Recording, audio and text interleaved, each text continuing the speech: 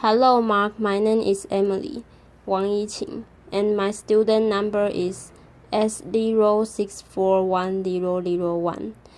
I am a freshman and major in English. Today, I am going to present Pay Attention to Penguins by Boersma. I want to talk about penguins today, but first, I want to start by saying that we need a new operating system for the oceans and for the earth. When I came to the Galapagos 40 years ago, there were 3,000 people that lived in the Galapagos. Now, there are over 30,000. There were 2 jeeps on Santa Cruz. Now, there are around 1,000 trucks and buses and cars there. So the fundamental problems that we face are overconsumption and too many people. It's the same problems in the Galapagos, except obviously it's worse here in some ways than other places, because we've only doubled the population of the Earth since the 1960s, a little more than double, but we have 6.7 billion people in the world, and we all like to consume. And one of the major problems that we have is our operating system is not giving us the proper feedback. We are not paying the true environmental costs of our actions. And when I came at age 22 to live on Fernandina, let me just say that I had never camped before. I had never lived alone for any period of time, and I've never slept with sea lions snoring next to me all night. But moreover, I've never lived on an uninhabited island.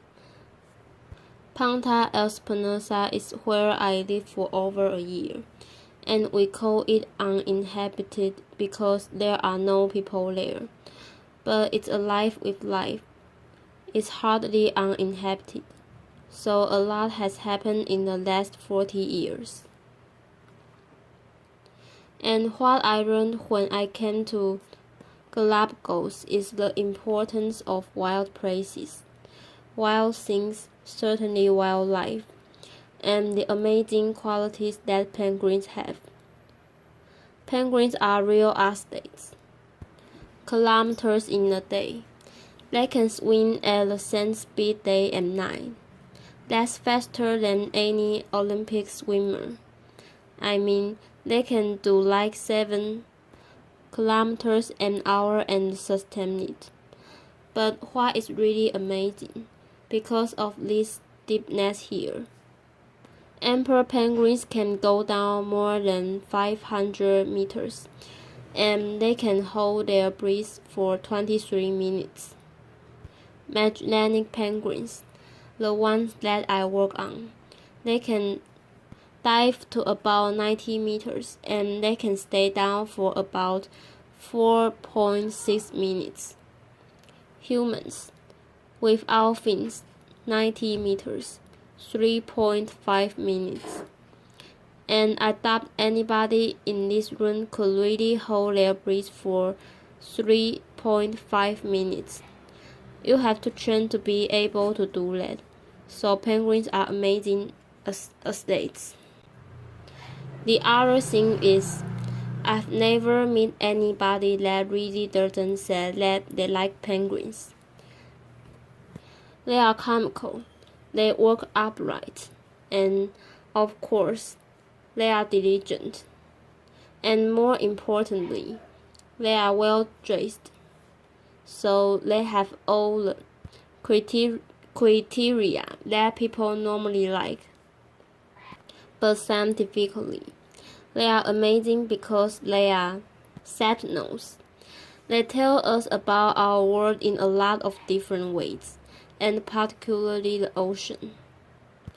This is a picture of a Galapagos penguin that's on the front of a little zodiac here in the Galapagos, and that's what I came to study.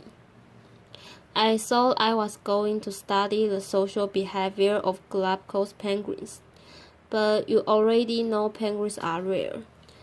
These are the rarest penguins in the world. Why I thought I was going to be able to do that, I don't know, but the population has changed dramatically since I was first here. When I counted penguins for the first time and tried to do a census, we just counted all the individual beaks that we could around all these islands. We counted around 2,000, so I don't know how many penguins there really are. But I know I can count 2,000. If you go and do it now, the national parks count about 500. So we have a quarter of the penguins that we did 40 years ago. And this is true of most our living systems. We have less than we had before, and most of them are in very steep decline. And I want to just show you a little bit about why. Brain. That's a penguin brain to tell you that it's important to pay attention to penguins. Most important of all, I didn't know why that was the first time I hear it. And you can imagine sleeping on Fernandina your first night there and you hear this lonesome, plaintive call. I fell in love with penguins, and it certainly has changed the rest of my life.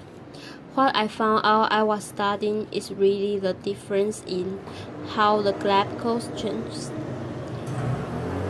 The most extreme variation. You've heard about these El Ninos, but this is the extreme that penguins all over the world have to adapt to. This is a cold water event called La Nina. Where it's blue and it's green, it means the water is really cold. And so you can see this current coming up. In this case, the Humboldt current that comes all the way out to the Galapagos Islands, and this deep undersea current, the Cromwell current, that upwells around the Galapagos, that brings all the nutrients. When this is cold in the Galapagos, it's rich and there's plenty of food for everyone. When we have extreme El Nino events, you see all this red and you see no green out here around the Galapagos. That means that there's no upwelling and there's basically no food. So it's a real desert for not only for the penguins and the sea lions and the marine iguanas. Things die when there's no food, but we didn't even know that affected the Galapagos when I went to study penguins. And you can imagine being on an island hoping you are going to see penguins. And you are in the middle of an El Nino event and there are no penguins. They are not breeding. They are not even around. I studied marine iguanas at that point, but this is a global phenomenon. We know that. And if you look along the coast of Argentina, where I work now, at a place called Punta Tombo, the largest Magellanic penguin colony in the world down here about 44 degrees south latitude. You see that there's great variation here. Some years, the cold water goes all the way up to Brazil, and other years, in these La Nina years, it doesn't. So the oceans don't always act together. They act differently. but that is the kind of variation that penguins have to live with, and it's not easy. So when I went to study the Magellanic penguins, I didn't have any problems. There were plenty of them. This is a picture at Ponte Temple in February showing all the penguins along the beach. I went there because the Japanese wanted to start harvesting them and turning them into high-vision golf gloves, protein, and oil. Fortunately, nobody has harvested any penguins, and we are getting over 100,000 tourists a year to see them. But the population is declining and is declined fairly substantially, about 21% since 1987. When I started this race, in terms of number of active nests, here, you can see where Ponte Temple is, and they bred in incredibly dense colonies. We know this because of long-term science, because we have long-term studies there. And science is important in informing decision makers,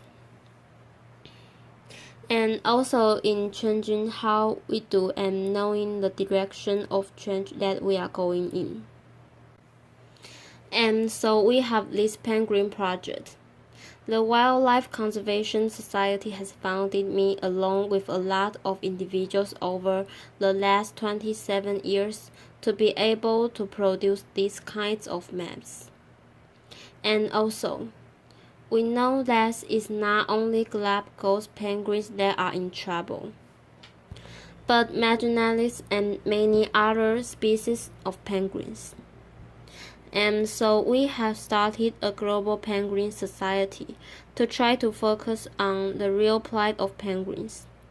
This is one of the plights of penguins: oil pollution. Penguins don't like oil and they don't like to swim through oil. The nice thing is, if you look down here in Argentina, there's no surface oil pollution from this campsite map. But in fact, when we went to Argentina, penguins were often found totally covered in oil. So they were just minding their own business. They ended up swimming through ballast water that had oil in it. Because when tankers carry oil, they have to have ballast at some point. So when they are empty, they have the ballast water in there. When they come back, they actually dump this oily ballast water into the ocean. Why do they do that? Because it's cheaper.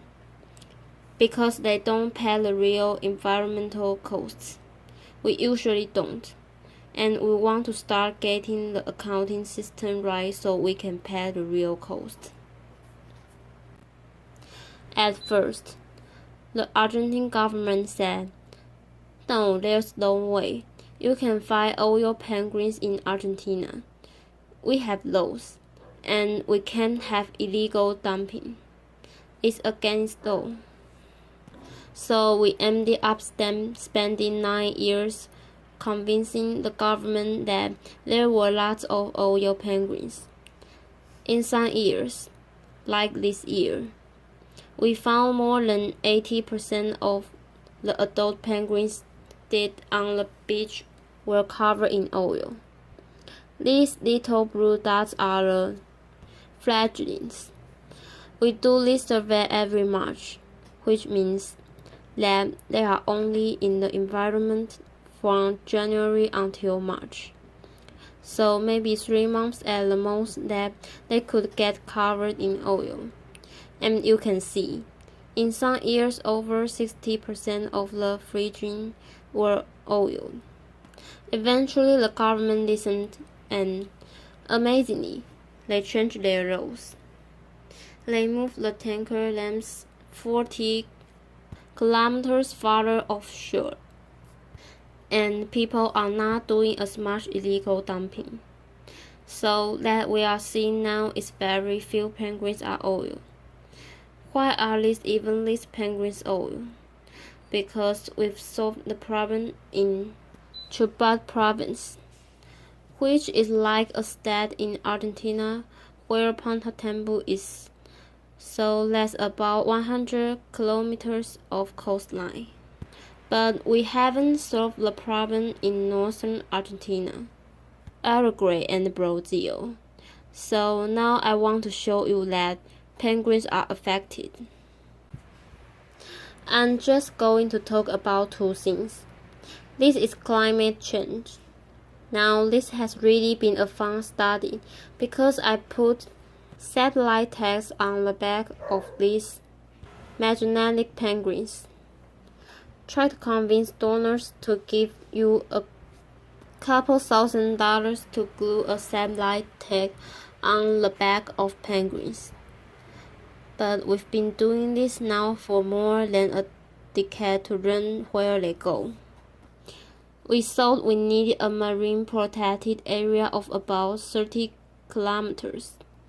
And then we put a satellite tag on the back of a penguin.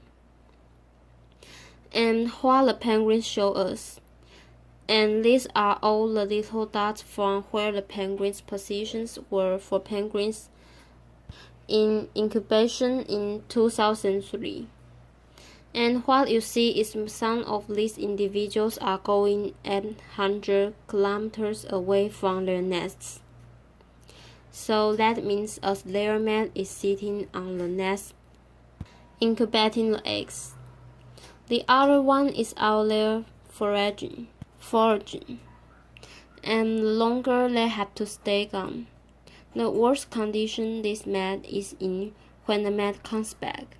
And of course, all of this then leads to vicious cycle and you can raise a lot of chickens. Here you see in 2003. There are all the dots of where the penguins are. They were raising a little over a half of a chick. Here you can see in 2006. They raised almost 3/4 of a chick per nest. And you can see that they are closer to Pontatembo. They are not going as far away. This past year, in 2009, you can see that they are now raising about 1/4 of a chick. And some of these individuals are going more than 900 kilometers away from their nests. So it's kind of like you having a job in Chicago, and then you get transferred to St. Louis. And your man is not happy about this because you've got to pay airfare, because you are gone longer. The same thing's true for penguins as well, and they are going about, on average now, 40 kilometers farther than they did a decade ago. We need to be able to get information out to the general public, and so we started a publication with the Society for Conservation that we think presents cutting-edge science in a new, novel way. Because we have reporters that are good writers, that actually can distill this information and make it accessible to the general public. So if you are interested in cutting-edge science and smarter conservation, you should join with our 11 partners. Some of them here in this room, like the Nature Conservancy. And look at this magazine because we need to get information out about conservation to the general public. Lastly, I want to say that all of you, probably, have had some relationship at some time in your life with a dog, a cat, some sort of pet, and you recognize that those are individuals. and some of you consider them almost part of your family. If you had a relationship with a penguin, you'd see it in the same sort of way. They are amazing creatures that really change how you feel the world because they are not that different from us. They are trying to make a living. They are trying to raise their offspring.